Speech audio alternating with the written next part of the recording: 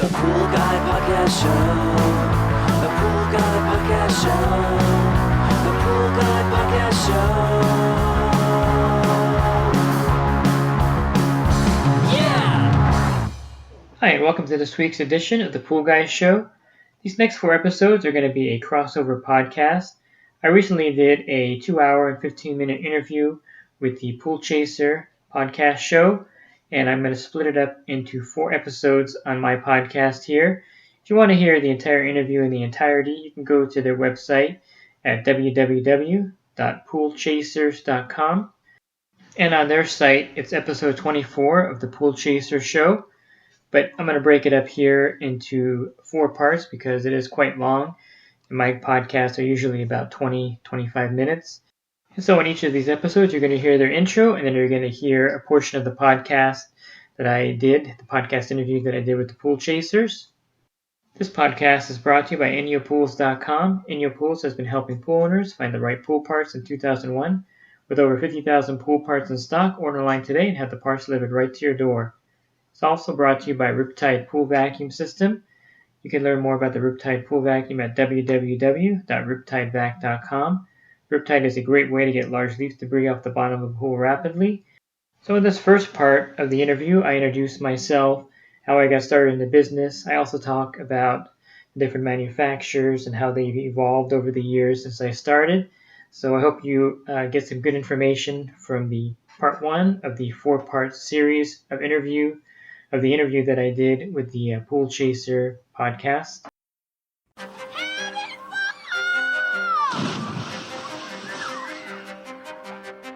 Welcome to your go-to podcast for the pool and spa industry. My name is Tyler Rasmussen. And my name is Greg Villafania. And this is the Pool Chasers Podcast. All right. Well, thank you so much for joining us today, David. It's going to be super cool doing this whole Skype session with you. Yeah, I'm looking forward to it. How you guys doing over there? Doing good. We're hot. Yes, doing good. I see some monsoon clouds on the horizon, so hopefully when we get out of here, it won't be too crazy. No monsoons in California? We just get a little bit of the after effect from you guys. It's been cloudy here in the mornings, things like that, but no, we don't have that kind of weather. It hasn't rained here in probably, 7 months. Oh, wow. Yeah. Something like that. It's crazy. You get the smog monsoons? No? Yeah, we do. Yeah, that's basically it. It looks like a monsoon, but it's just smog, Nice. Well, let's get started with this. You want to introduce yourself to our listeners? Yeah, so my name is David, and Van Brunt is my last name. And some people may know me from my YouTube channel and my website and other parts. I think I have a decent footprint on the internet. Yes, you do. Yeah, you definitely do. I mean, what is it? I mean, you state this, but it's definitely got to be the number one, channel on YouTube for swimming pool service and homeowners and different things like that. Because you have videos that are, I saw one that was in Spanish that had almost 1 million views. Yeah, I have a big Spanish channel too. I haven't really put a lot into it, but I'm starting to do more videos there. But yeah, there's quite a few videos with a lot of views, and I'll touch on it more later. But I have, I think, 780 videos in English, so I have quite a library that I built over the last 6 years. Wow, very cool. You want to talk to us a little bit about just kind of how you got started in the pool industry? Yeah, so when I was 15 and a half, I had a family friend. I didn't know this, but he was really big in the industry back then too. His name was Doug Ward, and he was one of the first guys to put in the Aqua Link systems back in the day when I think it was the RS8 or maybe even an older system than that. And he knew that I was a hard worker, and he wanted to train somebody to do some of his pools. So he pegged me to do it for the summer, and he just gave me all the knowledge that he had. And he's an old school guy, wearing slacks and button-up shirts and all that, and customer service oriented. So I learned a lot from him that summer, and then I started working for a pool store locally here in Upland, Gary's Pool Supply, out of that store for about a year, learning the trade. So I was 16 years old when I started, and that was back in 1988. Okay. That's similar to my story a little bit, too. I started working at a pool store, and that's how I learned a lot of my knowledge, too. So it definitely helps when someone else can show you the ropes like that. Yeah, it's, I'll touch on more of It's still the dark ages back then, though. In that era, and we didn't even have cell phones back then. It was kind of weird, you know. Nice. So you did that for a while, and then you just decided to start your own company? Yeah, when I was about 18, I had my own small little pool route, which is funny because who's gonna hire an 18-year-old to do pool service for them? But it worked out pretty well. I was, doing pools, and that's how I started. Basically, I started when I was really young, and I really enjoyed the work, and it's just been part of my life. Yeah. So then your company was founded around like 1990 or something? Roughly. I mean, I took a little break to do some real estate also, and then I got back into it in the 2000s. So there was a portion there where I was doing some real estate and buying properties and selling, things like that. But the office wasn't for me. I can't work in an office. That's just not me.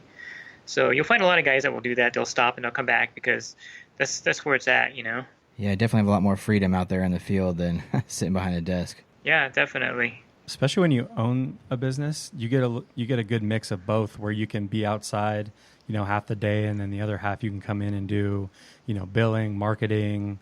I mean, your case is much different because you do, the YouTube videos and the podcasting and all that. But it's pretty cool that you get the best of both worlds, where if you have just a strict, office job, that's really all you're doing. You're locked up in that cage for 8 hours a day, and that's it. It's just not my personality to be behind a desk, from 9 to 5. I like to have my own hours and do my own thing out there. Nice. So did you grow up in Southern California? Actually, I'm from New Jersey originally, and moved here when I was about nine years old. So 46, going to be 47 pretty soon. So almost 40 years in California. So I guess I'm a native. I don't have my New Jersey accent anymore. So Nice.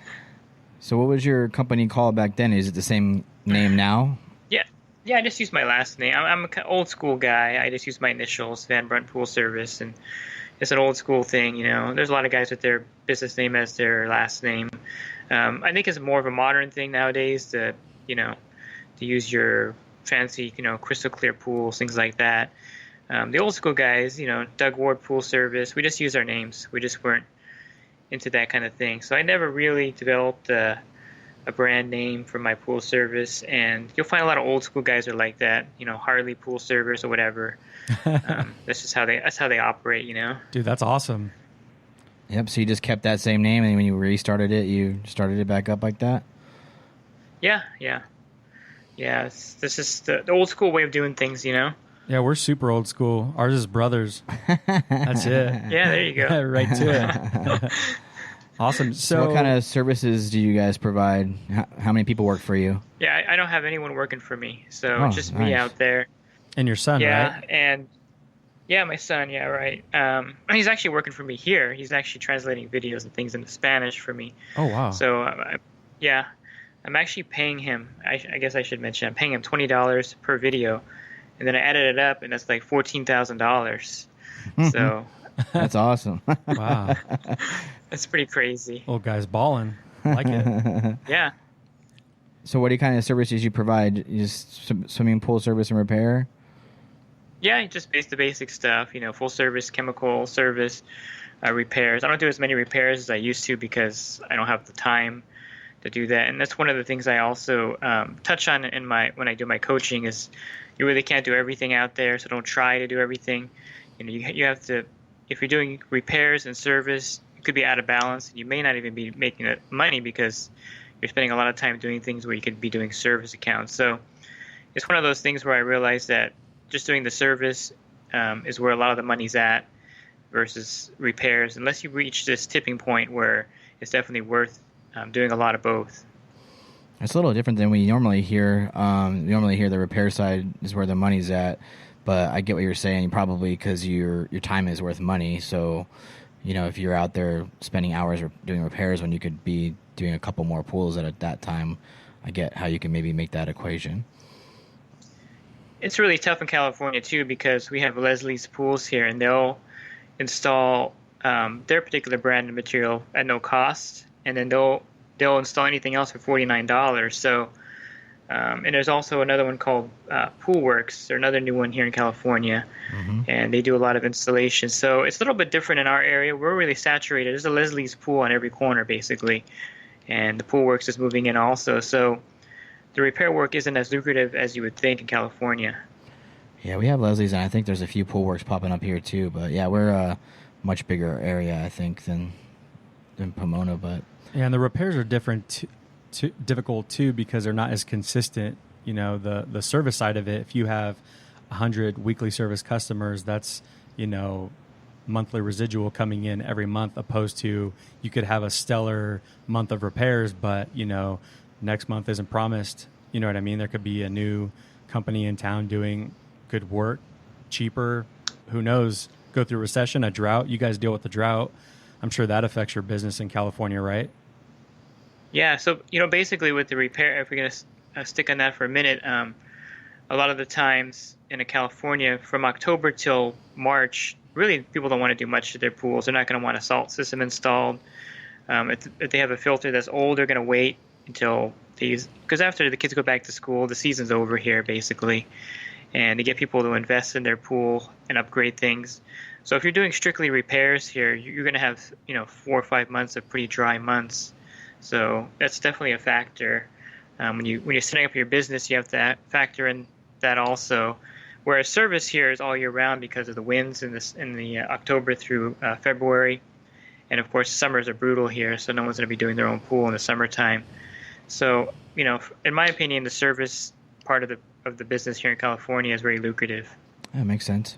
So can we let's jump back into your earlier years a little bit. You said you grew up in Jersey, but what do you kind of like to do for fun?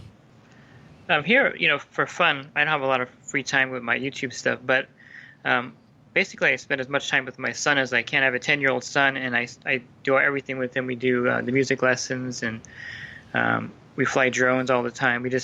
An hour before I got on here with you, I was flying a drone with him, and we flew over to the railroad tracks to get a train.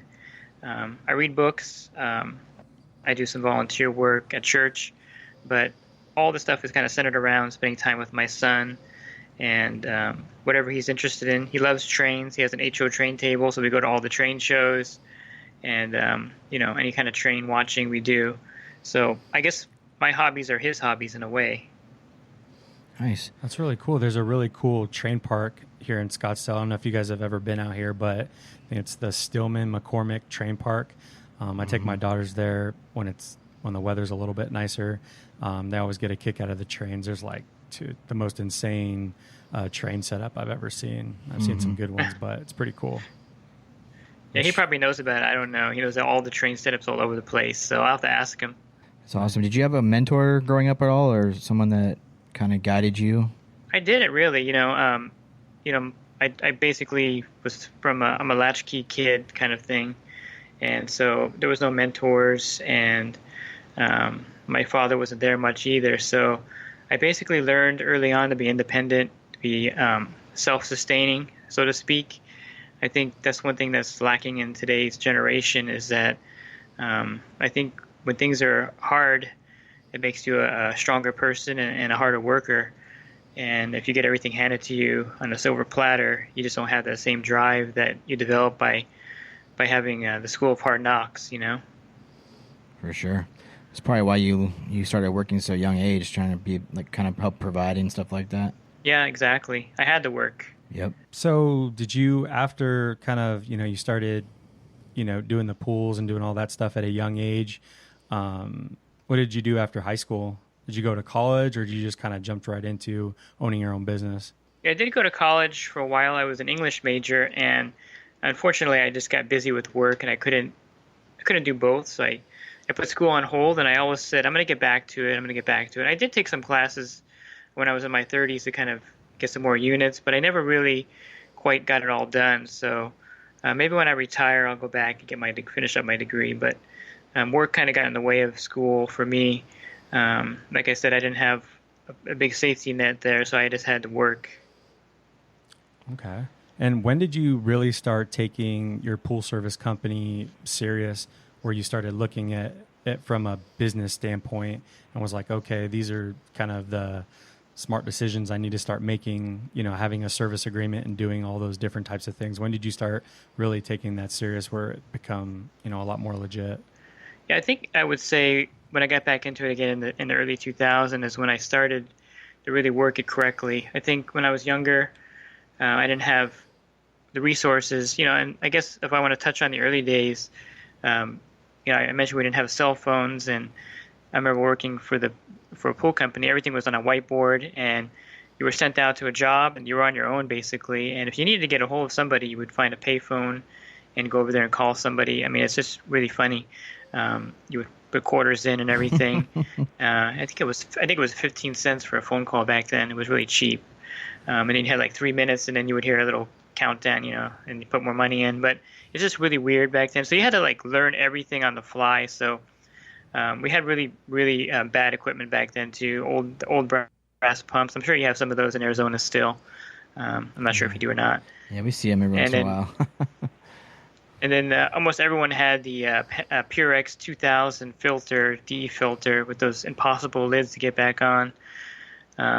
So, a lot of the videos that I've done on YouTube, a lot of the tricks I learned was in the early days working out there and kind of doing things outside the box. I learned how to put that lid back on that DE filter by, filling it up with water and letting the air pressure suck that lid back on.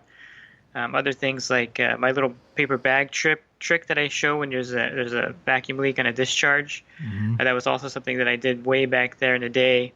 So all these little tricks that I learned back in the day working when there was really no resources and no help out there. You're on your own. I don't think I ever called tech support. I don't even know how I would have called them back then. I didn't even have no phone numbers, and it was just so weird back then. You would go get your supplies and ask the guys behind the counter sometimes how to do this and that, but it was just you were just like the Lone Ranger basically back then. So, but when I got back into it in the 2000s, I realized that flying by the seat of my pants was not the way to do it, and so you learned quickly that you need to get things in order and to do things correctly. And I was more mature, I think, also. Yeah. How were you getting business back in the early 2000s when you really started taking it serious? How were you getting business since there wasn't, Yelp and, Google and all those different platforms? So a lot of the work that I do comes from a local builder, and I think that is a good way to get work if you're struggling to find accounts. Builders are always looking for someone to take over the pools for them. And, you can do startups for a plaster company. I think there's a couple guys in my group that work with a builder too, and they get a lot of work from the builder. So that's how we did it back then, networking with other pool guys, getting accounts here and there. But there was no real, there's door hangers, things like that. And people also use those today. There was no Google Maps. So you didn't know who had a pool, who didn't have a pool back then. I used a Thomas guide for so many years. I don't know if they even sell those anymore. But, I've gone to the wrong account several times, and that's really funny too when you're using a Thomas guide and someone calls you. But basically, it was just that's how you did it back then. There was no other way to market yourself except the organic way of kind of making relationships with builders and other pool guys, and it's totally different now. Did you do a lot like door to door or anything like that, knocking or? Yeah. There was some of that when I could see they had a pool, but it was very hard to find out who had a pool. There were no drones even back then, so it was. That you knew about. Couldn't really. So it's more it was very difficult. It's nothing like today. So the guys today have it easy, I think. Yeah, technology definitely makes it a little bit easier. Different challenges, but for sure that side of it is. I think there's a lot of different challenges now because even if you don't show up on time, if you don't answer your phone, all these different things, they're going to wreck your reputation on the internet. And that's how everybody's getting business out, whether they want to admit it or not. I mean, you're very lucky if you're grandfathered into a certain amount of accounts. And if you're doing a good job, they're going to stick with you. But, when you're trying to gain new customers and you have a bad presence and you don't, pick up your phone or your customer service is terrible, nobody's going to want to deal with you. I mean, it's pretty crazy how many calls we get from people even over 50, 60 years old. You know what I mean? They're like, oh, I found you on Nextdoor or on here. And I think a lot of people wouldn't think that is your demographic, but they're retired and they're surfing the net, and that's how they're finding people now.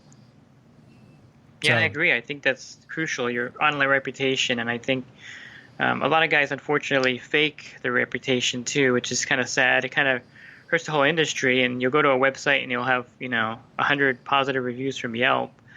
And if you look closely, a lot of them will be from like other states and areas. And I think that hurts us too. I think people can overdo the online reputation, and that hurts the industry too, because then you're not going to know who's real and who's not. yeah, definitely. We've heard about this before, but I don't know how you really get fake reviews. I don't know. Do you deal with that much in California, where you've seen people that just are not getting legitimate reviews? Because I know we even have some from like different states, but it's because half of our customers aren't even here in the summertime. So their accounts are from New York, or they're from Florida or somewhere else. So it's not really, you know what I mean? A lot of them could say they're from another state. So is that something you deal with over there? There are a lot of people that have done that to get accounts, and there's a lot of services. I think at the pool show a couple of years ago, there was one that would help you with your online reputation by giving you reviews and things like that. I didn't really spend too much time at that booth, but there's definitely services out there that will do that. Like anything, you can build yourself up in a dishonest way, but like I said, I think growing organically and getting the honest reviews is the best way to do it, and the good word of mouth. And I think the people that don't do that are hurting the industry. And there's also guys that hurt the industry by starting out in business and working for 6 months and not showing up at the accounts, and really ruining the industry that way too. So it works both ways, I think. Yeah, couldn't agree with you more. So some of those struggles you had, back in the beginning, kind of figuring all that out, and I wouldn't want to trade you. I like how things are now. I don't want to sit with a map at a payphone. That sounds terrible. We do have it easy and definitely respect that game for sure. That's great. I couldn't imagine sitting with a map. But how did you really overcome a lot of those struggles, in the beginning? I mean, were you reading manuals from like, Hayward and Pentair and Jandy? Yeah, there was a mixture of both. Yourself? There was some of that, where I would just talk to other guys when I run into them at the supply place. Definitely reading the owner's manual of products is something it's a lost art, I think. If you're having trouble with something, look at the manual, and more than likely the answer is in there. So I found that to be the truth behind a lot of things. And a lot of my YouTube videos are basically me unpacking the owner's manual in the video. So I think that was really helpful, reading those manuals. I think that coming from that era, it makes you actually read the manual. I talked to a lot of manufacturers, and a lot of them aren't even including manuals anymore. They have like a downloadable link because they found that people don't even read them. And I think that's something that, as an industry, especially if you do service, that you should read the Pentair Master Temp 400 manual and see what's going on there. It helps you educate yourself on a lot of things. But a lot of it was just basically trial and error. You learn things by making mistakes. Like one of the tricks that I show in my video is when you can't get the pool primed, and you have above grounds, you have an attached spa, how you can kind of turn the valve partially to get the air, get the suction from the spa to go, and then turn it slowly until you get a little bit of pool suction and the air comes out of the line. All that comes from just being out there with no one over your shoulder, and you kind of try to figure things out. A lot of the old pools that I did had like 2 skimmers, but they weren't built correctly, so there was no separate skimmer line. And if you want to connect a cleaner to it, how do you regulate the suction from one skimmer to another? So I just came up with this little, they have a tool now, but back then I took a 1.5-inch drain plug and I drilled holes in it. Then I would screw in one skimmer to regulate the suction on one skimmer and give the other skimmer more suction. Things like that, where you're just kind of thinking how to do something. Nowadays, you would just, of course, go on YouTube and you would find the solution right away. Or they have more products, of course, now than we had back then. And so, I found that silicone sealant is a great way to plug up a DE grid when you don't have the grid and there's a small hole in it. And then come back, of course, the next day or the next week with the grid to replace it with. Little tricks like that. So it's basically kind of like being Maverick out there, and just a MacGyver. I mean, not Maverick. MacGyver, Maverick's the pilot. Yeah. Get it mixed up there. So MacGyver out there, and then you learn all these tricks. Same with automatic cleaners. You learn how to, when I first started, it was the Creepy Crawly and the Hayward Navigator, probably the two worst cleaners to adjust and work on. And so you learn how to do everything with the worst tech. Automated systems were not out there, so one of the tricks I show in one of my videos is that when you add chemicals to the pool, a good way to run the intermatic timer is to put another off tripper on there. So you turn it on at 10 in the morning, it'll turn off at 1, and it'll come back on its regular cycle, and little things like that. So a lot of the videos that I do, all those tricks are just from all the old stuff that I used to do out in the route. So we're seeing all these like new kind of products come out now, and it's kind of hard to trust some of them. But were you seeing? I mean, you had to have seen Hayward, Jandy, and Pentair come out, right? The three major players, and was that kind of how was that transition to kind of see them come from small to like these huge companies they are now? Yeah, so it kind of goes in waves, because Purex was the go-to equipment. Pentair bought them out, I think, or absorbed them. And, those old Purex pumps and motors, I have a couple of my routes still, and they're still running great. And they used to build everything here in Mexico or the United States. Now everything is made overseas. So it makes it kind of hard for quality control. So it kind of goes in waves. Pentair, I think, as far as quality control, they've always had the edge on everyone else. But Jandy, of course, now they're really, really closing the gap with their quality of their product. And then Hayward, I think, right now is struggling because they just got bought out and they're having a lot of issues. So their quality control is probably down at this point compared to the other two.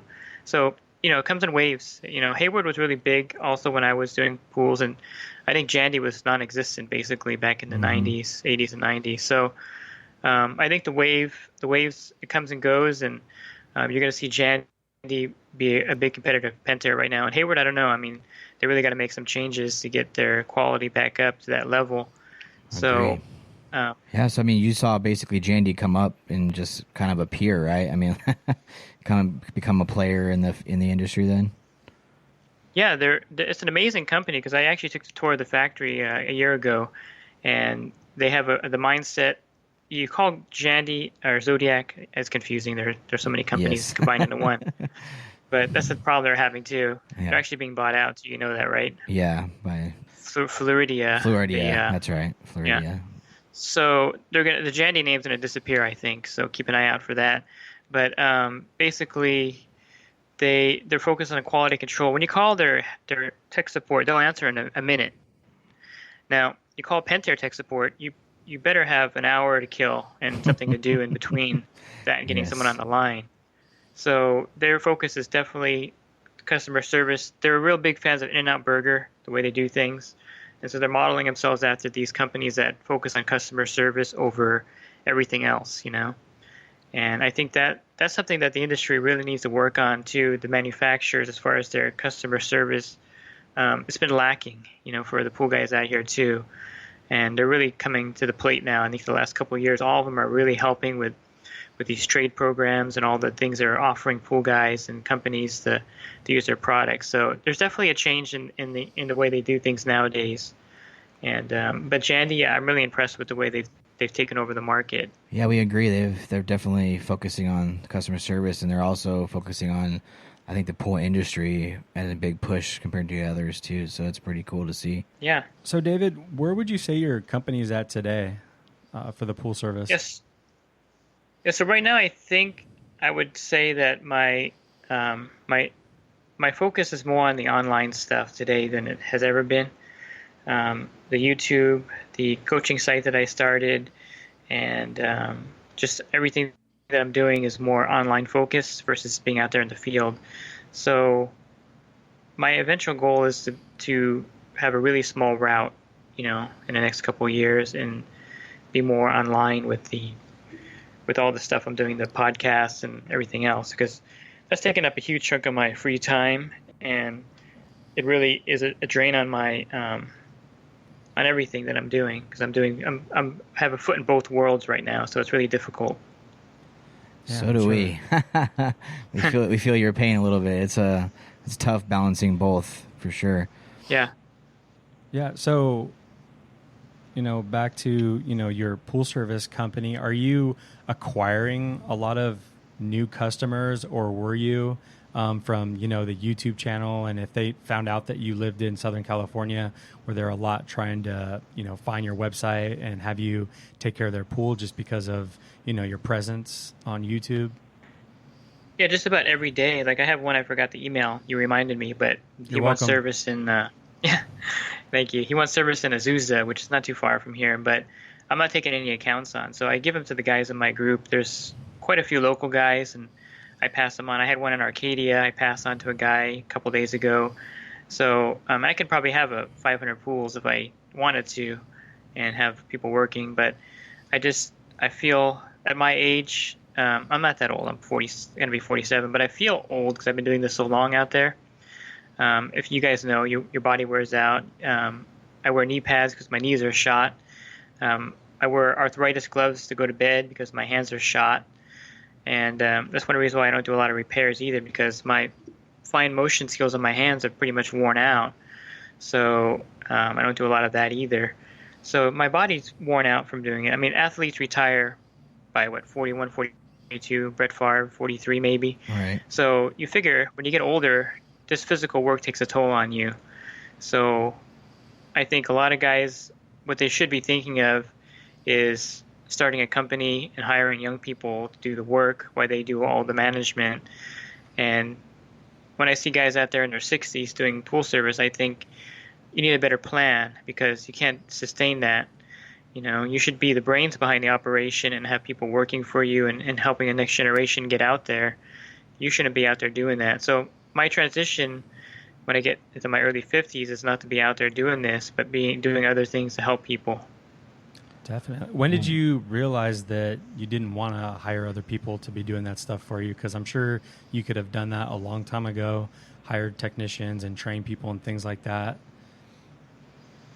Yeah, so I have a good friend that I trained back in 1990, and he's got a pretty huge pool route. I think he has 23 trucks. And from him, he's always telling me, I wish I was just me back in the old days doing it by myself, because there's a lot. California is really tough.